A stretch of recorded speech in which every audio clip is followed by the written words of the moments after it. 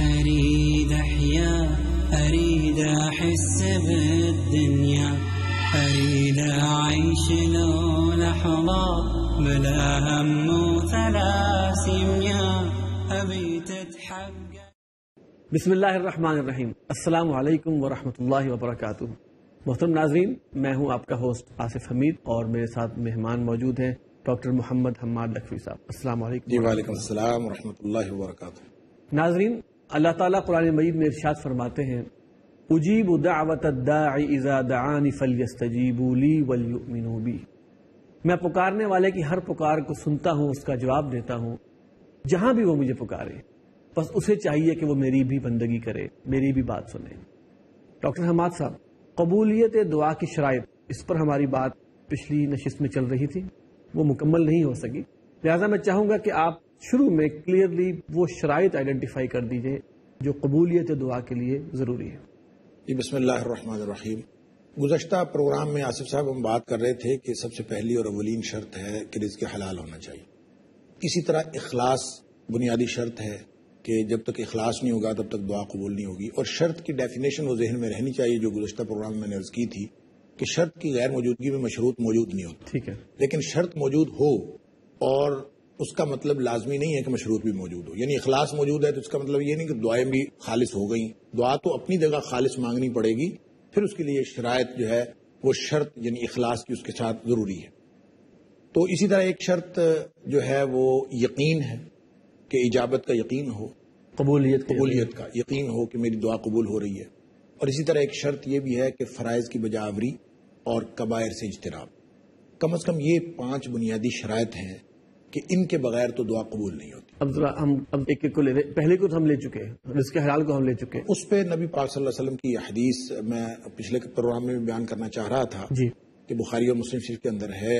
آپ نے مثال دے کے ایک السٹریشن آپ نے باقاعدہ ایک آدمی لمبا سفر کرتا ہے، دور سے لمبا سفر کر کے پہنچتا ہے اور اشعث اغبرا کہ وہ اس کے بال اٹے ہوئے ہیں اور کپڑے اس کے میلے ہیں، سفر کی تکان ہے اس کے اوپر، اور جا کے یمد یدیہ الی السماء آسمانوں کی طرف ہاتھ بھی اٹھاتا ہے اور اللہ کو پکارتا ہے یا رب اور دعائیں کرتا ہے. لیکن نبی پاک صلی اللہ علیہ وسلم فرمایا اس کا کھانا حرام کا، اس کا پینا حرام کا، اس کا لباس حرام کا، وغذی بالحرام، اور اس کا غذا بھی اس کو جو دی گئی وہ بھی حرام کی کھلائی گئی. فأنى يستجاب لذلك، اس کی دعاؤں کا جواب کہاں سے آئے گا؟ یعنی کوئی اس کی دعا نہیں سنتا. تو کہنے کی بات یہ ہے کہ اگرچہ اللہ کا اعلان ہے کہ اجیب دعوت الداع اذا دعان، کہ جب بھی مجھے کوئی پکارے، جیسی بھی حالت میں مجھے پکارے، اس کی پکار کو سنتا ہوں، اس کا جواب دیتا ہوں، لیکن اس کے لیے یہ لازمی شرائط ہیں جن کے بغیر دعا اوپر جاتی ہی نہیں ہے. اور دعا کے درمیان وہ رکاوٹ پڑ جاتی ہے جب یہ شرائط موجود نہیں. تو رزق حلال ہونا لازمی ہے جی. اور کوئی شخص اگر رزق حرام کے ساتھ دعائیں کر رہا ہے، رزق حرام کے ساتھ عبادات سر انجام دی جا رہی ہیں، حج کیے جا رہے ہیں، عمرے کیے جا رہے ہیں، تو اس کی تو کوئی حیثیت ہی نہیں ہے ان حج اور عمروں کی. شریعت اسلامی اس بات کا تقاضا کرتی ہے کہ سب سے پہلے رزق حلال ہو جی، اور پھر بندگی اس کی قبول ہوتی ہے. یہ قبولیت کی پہلی شرط. دوسری آپ نے فرمایا اخلاص. اب اس کو تھوڑا سا ایکسپلین کیجیے.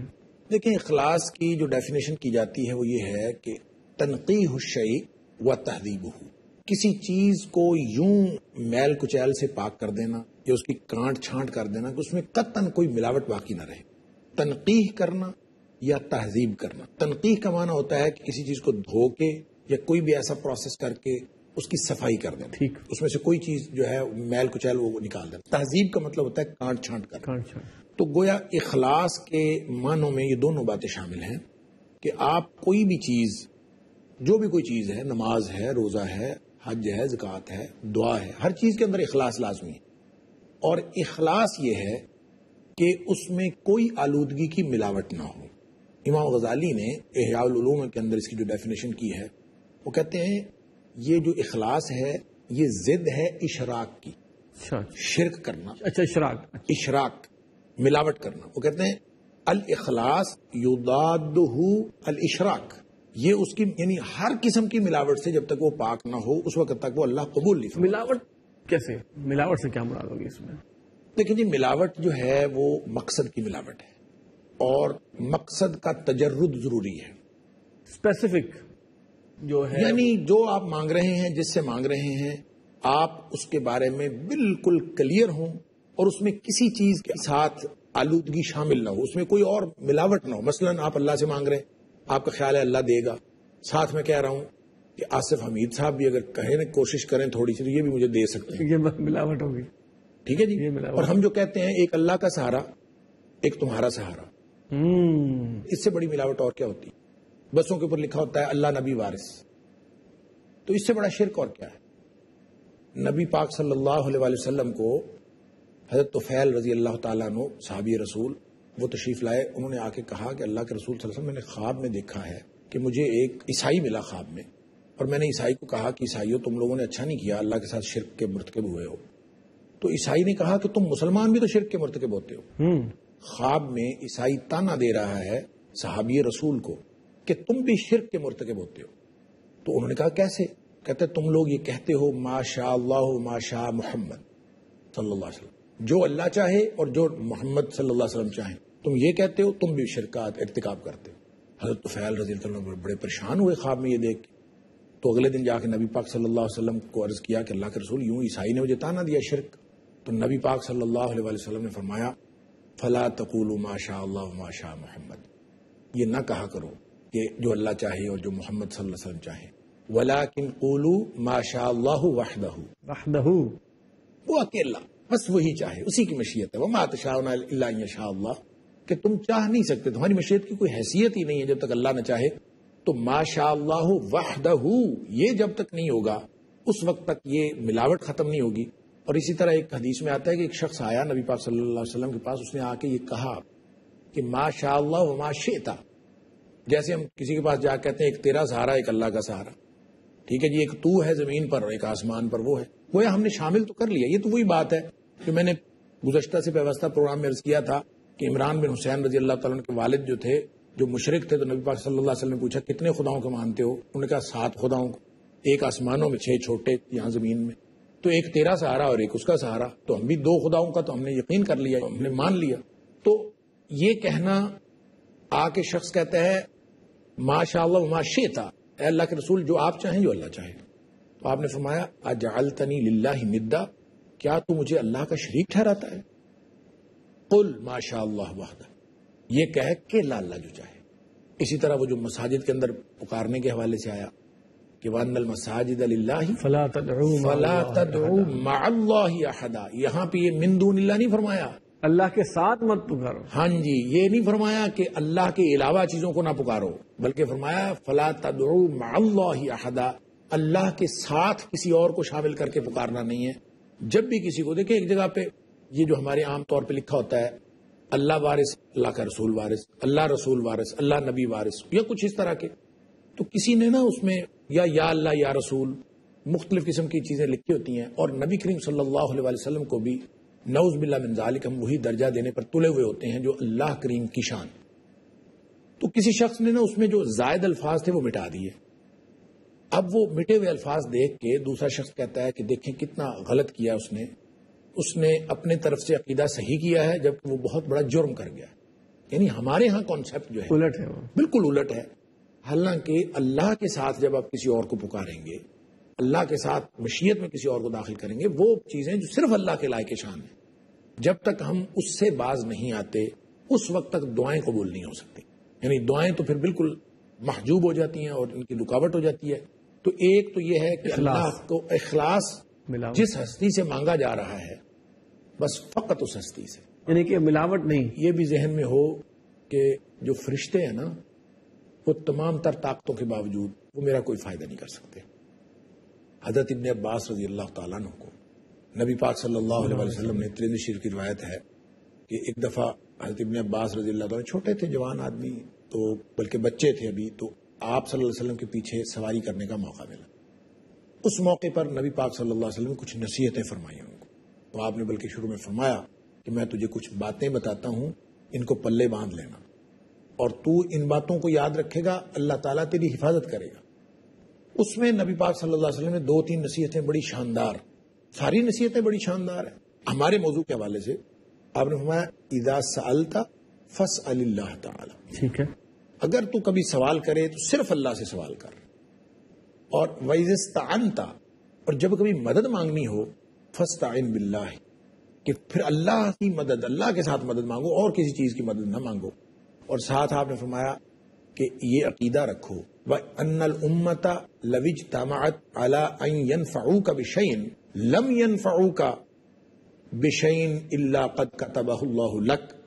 اگر ساری امت اکٹھی ہو جائے کہ تجھے کوئی فائدہ پہنچانا ہے، سارے مل کے پوری طاقتیں استعمال کر کے بھی تجھے کوئی فائدہ نہیں پہنچا سکتے سوائے اس فائدے کے جو اللہ نے تیرے لیے لکھ رکھا. اسی طرح اگر سارے نقصان پہنچانا چاہیں تو کوئی طرح نقصان نہیں کر سکتے سوائے اس کے جو اللہ تعالیٰ. تو یوں اللہ کے لیے خالص کر لینا ہر چیز کو کہ سوائے اللہ کے میری نہ کوئی بگڑی بنا سکتا ہے، نہ مجھے کسی کا خوف ہے، نہ کسی کا ڈر ہے، نہ مجھے کسی سے امید ہے، صرف اللہ سے امید ہے. خالص اللہ سے امید رکھے گا تو پھر اللہ تعالیٰ دعائیں قبول کرے گا.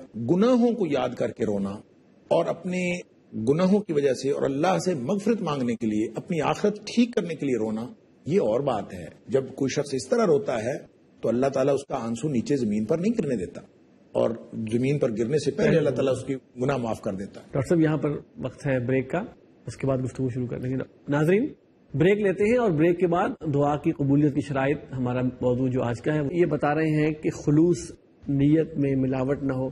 کیا اس کی ڈائمنشن یہ بھی ہو سکتی ہے کہ انسان دعا مانگ رہا ہو اس میں کسی کی برائی کی دعا نہ مانگے؟ جب بھی مقصد کے اندر ملاوٹ آ جائے گی نا تو یہ اخلاص کے منافی ہے. جی کسی بھی طرح کی ملاوٹ آ جائے، جس ہستی سے مانگی جا رہی ہے اس کے اندر ملاوٹ آ جائے تو بھی اخلاص کے منافی ہے.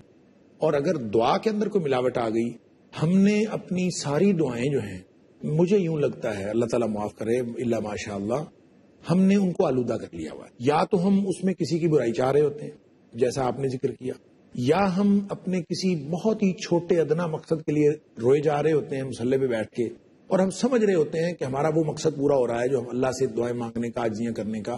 تو وہ تو ہم نے یعنی خود ہی دعا کی نوعیت ایسی بنا لی کہ وہ خالص نہیں رہی. بالکل. جب دعا خالص نہیں ہے تو چاہے اس اکیلے سے مانگی جا رہی ہو تو دونوں طرح کا خلوص ضروری ہے. اخلاص اس میں بھی، دعا کی نوعیت میں بھی، اور دعا جس ہستی سے مانگی جا رہی ہے اس کے علاوہ کوئی شامل نہ ہو. التجرد یعنی بالکل ہر چیز اس کے ایکسکلوسیوٹی ہے. ڈاکٹر صاحب اس میں ایک اور جو چیز ہمارے ذہن میں یہ آتی ہے کہ ایک شخص ہمیں تنگ کر رہا ہے، ہم دعا مانگیں تو یا اللہ اس کا بیڑا غرق کرے یہ نہ مانگے، بلکہ یا اللہ اس کو ہدایت دے. ہدایت دی تو مسئلہ حل ہو گیا، مسئلہ ہی حل کرنا ہے. مسئلہ ہی حل ہو گیا نا. لہٰذا دعا کسی کے لیے اگر کوئی کسی تنگ آ کے بھی مانگ رہے ہیں تو اس کی اصلاح کی دعا مانگنی چاہیے. اچھا ڈاکٹر صاحب اگلا اسٹیپ آتا ہے ہمارا وہ یقین ہے. آپ نے فرمایا کہ یہ بھی ایک شرائط قبول دعا میں سے، اس کو ایکسپلین کیجیے. لیکن نبی پاک صلی اللہ علیہ وسلم فرمایا کہ تم اللہ سے اس طرح سے دعا کیا کرو کہ انتم موقنون بالاجابہ، کہ تمہیں یقین ہو کہ میں کہہ رہا ہوں اللہ تعالیٰ سن رہا ہے، اور اللہ تعالیٰ سن نہیں رہا قبول بھی فرما رہا ہے. اس لیے کہ جب میں آپ سے بات کر رہا ہوں اور مجھے یہ معلوم ہو کہ پتہ نہیں آصف صاحب میری بات سن رہے ہیں کہ نہیں سن رہے، تو میری بات کے کہنے کی کیا ٹون فرق ہو جائے گی. میری ساری جو اس کے اندر فیلنگز ہیں، میرے جو احساسات ہیں وہ سارے کے سارے ختم ہو جائیں گے اگر مجھے یہ پتا ہو کہ پتہ نہیں آپ سن رہے ہیں کہ نہیں سن رہے. تو نبی پاک صلی اللہ علیہ وسلم فرمایا ان اللہ لا یستجیب عن قلب غافل لاہ، اللہ تعالیٰ ایسے لاپرواہ اور غافل دل سے قبول ہی نہیں کرتا. یعنی جو غافل دل سے دعا کرتا ہے، بے دلی کے ساتھ زبان سے دعائیں پڑھی جا رہی ہیں لیکن دل اس میں شامل ہی نہیں ہے، اس یقین نہیں ہے کہ میرا اللہ سن رہا ہے. اور اللہ تعالیٰ کے ساتھ جب تک یوں یقین نہ ہو کہ میرا اللہ میرے سامنے میری بات سن رہا ہے. دیکھیں عبادت کی بھی تو اعلیٰ ترین سٹیج مشاہدہ ہے نا. جی بالکل. ان تعبد اللہ کانک تراہ، ایک مشاہدہ ہے اور دوسرا مرتبہ مراقبہ ہے کہ میں اللہ کی نگرانی میں ہوں، اللہ مجھے دیکھ رہا ہے. اور اللہ مجھے دیکھ رہا ہے یا میں اللہ کو دیکھ رہا ہوں، دونوں صورتوں میں آمنا سامنا تو ہے. اور ان المصلی یناجی ربہ، جو نمازی ہے وہ تو اپنے اللہ کے ساتھ سرگوشی کرتا ہے. اور سرگوشی کس سے ہوتی ہے؟ جو اتنے قریب ہوتا ہے کہ آپ کا جو ہونٹ ہے اس کے کان کے ساتھ لگ کے آپ وسپرنگ کر سکیں، تو یہ ہے مناجات. تو وہ سن رہا ہو، اس طرح کا اگر یقین ہو تو پھر دعا قبول ہوتی ہے. کیوں نہیں قبول ہوتی؟ اور اصل میں ہمارا مسئلہ یہ ہے کہ ہم کہتے ہیں پتہ نہیں دعائیں کہاں جا رہی ہیں، ہم دعائیں مانگے جا رہے ہیں، دعا پتہ نہیں کدھر جا رہی ہے. ہمیں یہ یقین ہی نہیں ہوتا کہ اللہ ہماری دعائیں سن رہا ہے. اگرچہ دعاؤں کی قبولیت کے شرائط بھی مختلف ہیں، صورتیں بھی مختلف ہیں، اس کا میں ذکر کروں گا بعد میں، لیکن یہ یقین ہونا کہ میری کوئی دعا ضائع نہیں جاتی. دیکھیں حدیث میں تو یہ آتا ہے نا کہ نبی پاک صلی اللہ علیہ وسلم فرمایا 3 صورتیں اس کی دعا کی قبولیت کی. بالکل. یا تو اللہ تعالیٰ اس کی دعا منوان قبول کر لیتا ہے، فوری قبول ہو گئی، یا پھر اللہ تعالیٰ اس کے نتیجے میں کوئی مصیبت ٹال دیتا ہے. اس کی کوئی مصیبت آنے والی تھی، اس کو معلوم نہیں تھا، اللہ تعالیٰ نے اس کی مصیبت ٹال دی. اسی دوسرے میں یہ کہ ایک خاص مدت تک کے لیے پینڈنگ کر دیتا ہے اس چیز. نہیں، اس میں شاید مدت کا ذکر کہ ابھی ملنا درست نہیں تھا، کچھ عرصے بعد مل جائے. یہ میرا خیال کانسیپچل ہے، کانسیپٹ اس میں بٹوین دا لائنز موجود ہے، لیکن الفاظ میں یہ 3 باتیں ہیں. جی. ایک تو یہ کہ فوراً مل گئی، اللہ تعالیٰ اس کو قبول کر لیتا ہے، جو مانگا دے دیا. دوسرا یہ ہے کہ وہ مصیبت ٹال دی، اور تیسرا یہ ہے آخرت تک کے لیے مؤخر کر دیا، آخرت کا توشہ بنا دیا، آخرت تک کے لیے مؤخر کر دیا. اور ایک روایت میں آتا ہے کہ جب آخرت میں انسان کو اجر ملنے لگے گا ان دعاؤں کا جو دنیا میں قبول نہیں ہوئی، تو انسان وہاں پہ خواہش کرے گا کہ کاش دنیا میں میری کوئی دعا قبول نہ ہوئی، ساری دعائیں میری آخرت کے لیے جمع ہو جاتی. اچھا، جب یہ 3 آپشن رکھے ہیں اور سب سے بہتر آپشن یہ ہے کہ آخرت کے لیے جمع ہو جائے، تو پھر مسئلہ کس بات کا ہے؟ کوئی مسئلہ ہی نہیں. اچھا، اس میں کہتا ہوں کہ یہ یقین کی بات ہے.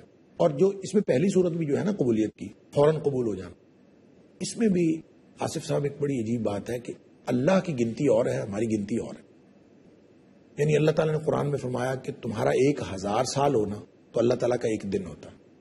اب اگر فرض کریں اللہ تعالیٰ نے ہمارے لیے دعا ہم نے مانگی کہ اللہ فلاں چیز دے دے، اور اللہ تعالیٰ نے قبول کر لی، اور اللہ کی گنتی کے مطابق وہ 5 منٹ بعد ہمیں مل جانی ہو، تو ہمارے تو 50 سال گزر گئے. ٹھیک ہے جی، تو جو 5 منٹ میں ہمارے 50 سال گزر گئے، تو 50 سال اللہ تعالیٰ نے اگر فوراً بھی قبول فرما لی. اور قرآن پاک کے اندر ایسی دعاؤں کا ذکر ہے انبیاء کی کہ اللہ تعالیٰ نے جب فوراً کہہ دیا کہ میں نے قبول کر لی، تو بھی عملاً وہ وقوع پذیر ہوتے ہوتے 40-50 سال لگ گئے.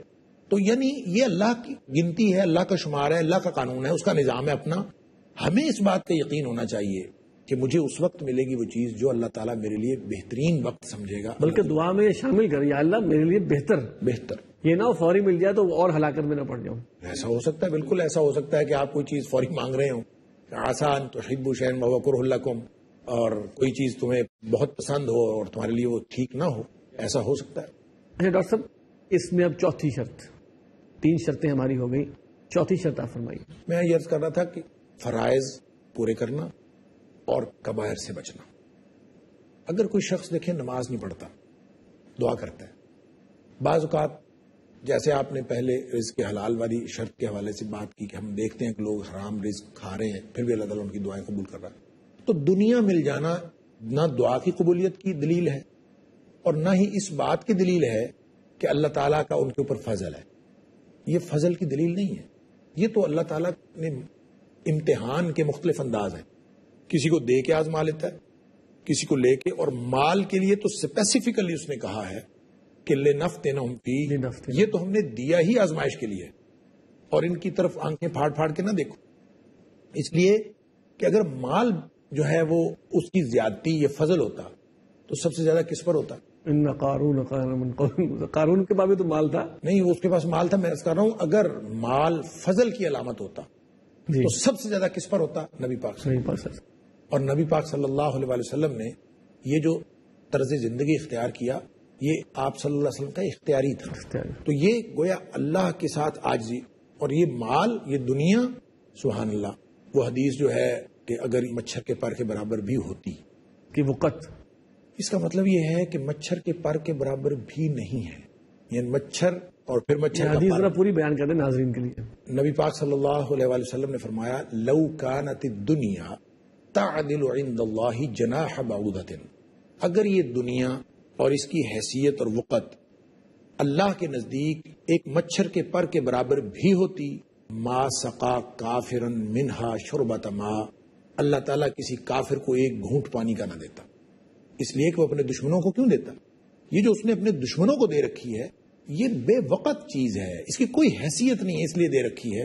لہٰذا کسی کے پاس مال ہونا یہ نہ فضیلت کی دلیل ہے، نہ دعا کی قبولیت کی دلیل ہے، بلکہ یہ آزمائش ہے اور یہ امتحان ہے. ڈاکٹر صاحب ہم واپس آئیں گے، ٹائم آگے کم ہو رہا ہے. کہ آپ نے فرمایا کہ فرائض کی ادائیگی اور کبائر سے، یہ چوتھی شرط ہے. تمام فرائض جیسے نماز ادا کی سمجھ لیجئے کہ چوتھی شرط فرائض کی ادائیگی ہے اور 5ویں شرط کبائر سے اجتناب. ٹھیک ہو، 2 اکٹھی آپ نے بیان کر دی. تو فرائض کی ادائیگی میں ایک تو نماز آ گئی، پھر روزہ ہے. جو بھی ہمارے فرائض ہیں، ایک تو فرائض عبادت ہے نا، نماز، روزہ، حج، زکوٰۃ، اس کے علاوہ اور کیا فائدہ، جیسے حقوق العباد کی ادائیگی بھی ساتھ؟ دیکھیں حقوق العباد بھی فرض ہیں، حقوق اللہ بھی فرض ہیں.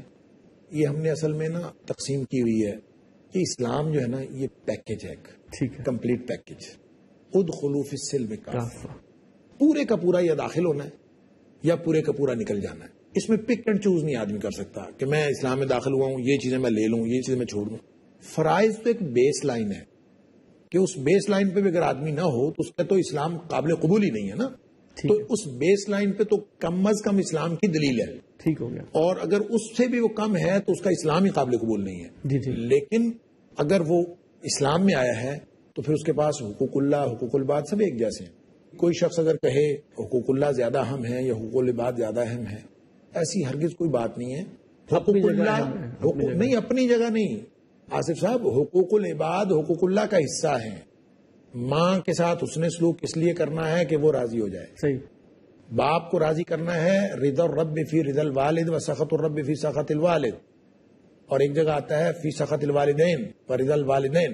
والدین کی رضا میں اللہ کی رضا، والدین کی ناراضگی میں اللہ کی ناراضگی. تو پھر حق اللہ کا ہی ہے، پھر اور کس کا ہے؟ بھائی کو حق دینا ہے، سب کو حقوق دینے. حقوق العباد اصل میں حقوق اللہ ہی ہیں، کیونکہ اللہ ہی کو خوش کرنے کے لیے اللہ ہی نے متعین کیے ہیں، اللہ نے بنائے ہیں جی. اور اسی کو خوش کرنے کے لیے کرنے ہیں. اس صورت میں حقوق العباد بھی حقوق اللہ ہی ہیں. تو گویا یہ فرائض کی ہم کوئی تقسیم نہیں کر سکتے کہ یہ والے کر لیں اور یہ والے چھوڑ دیں. کبائر سے اجتناب جلدی اگر آپ ہمیں بتا سکیں. کبائر میں دیکھیں بہت ساری چیزیں ہیں. ایک تو کبائر وہ ہیں جو نبی پاک صلی اللہ علیہ وسلم نے کبائر بیان فرمائے. مثلا ایک حدیث میں آتا ہے کہ اکبر الکبائر، کبیرہ گناہوں میں سب سے بڑے گناہ وہ ہیں، ان سے بچو. اس میں الاشراک باللہ، اللہ کے ساتھ شرک کرنا، اور حقوق الوالدین، اور والدین کے ساتھ بدسلوکی. حقوق کا مطلب نافرمانی بھی ہوتا ہے جی.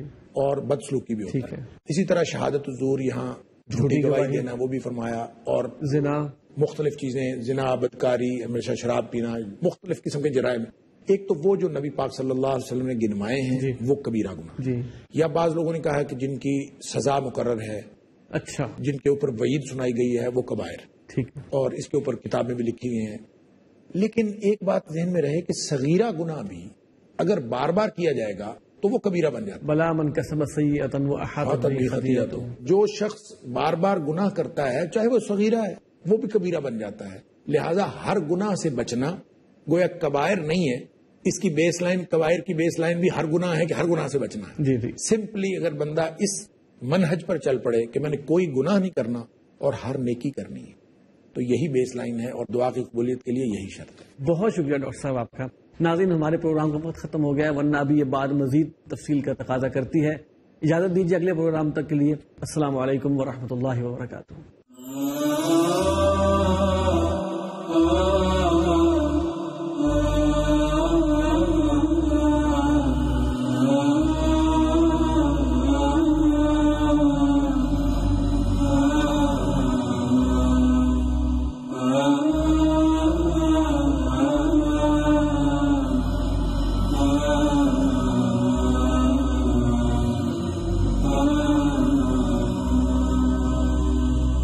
أريد أفرح، أريد أحيا، أريد أحس بالدنيا، أريد أعيش لو لحظة.